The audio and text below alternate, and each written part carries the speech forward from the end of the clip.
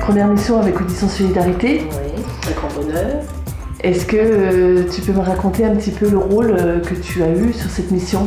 Oui, alors mon rôle, je pense que surtout il y avait deux personnes qui sont extraordinaires aussi, c'est Rosalie et Santa.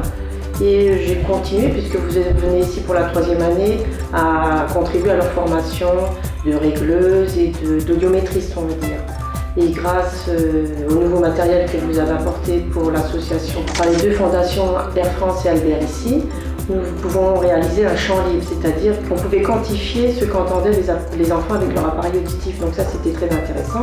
Et pouvoir aussi faire de l'audiométrie vocale. Là, c'était un peu plus difficile, mais répéter les mots, parce que c'était beaucoup de la lecture labiale, et là, on s'apercevait que sans lecture labiale, ils avaient plus de difficultés, mais c'était intéressant. Et comme ça, Santa et Rosalie ont appris à faire tout ça, et elles vont s'entraîner, elles vont le faire régulièrement maintenant. Justement, les 2 derniers jours, on leur a laissé la main, et on était derrière, on essayait d'être le plus en recul pour qu'elles sachent le faire toutes seules quand on sera parti.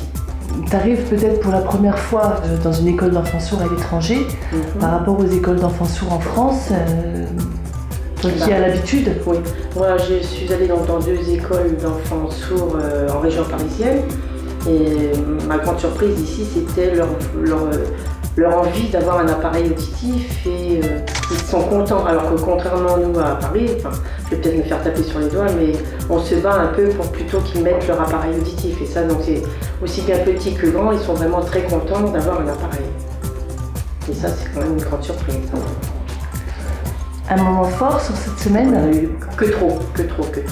Le moment fort, c'est peut-être pas bien gentil, c'est pas forcément dans cette... Enfin, j'en ai eu bien sûr dans cette école, notamment avec une adulte qui m'a raconté son parcours, là je me suis effondrée. Mais aussi dimanche matin, quand nous avons entendu les enfants de l'école d'entendant à côté qui faisaient leur chorale, et nous sommes tous allés les écouter chanter, et là, alors là, je pense que je n'étais pas la seule à avoir les yeux humides.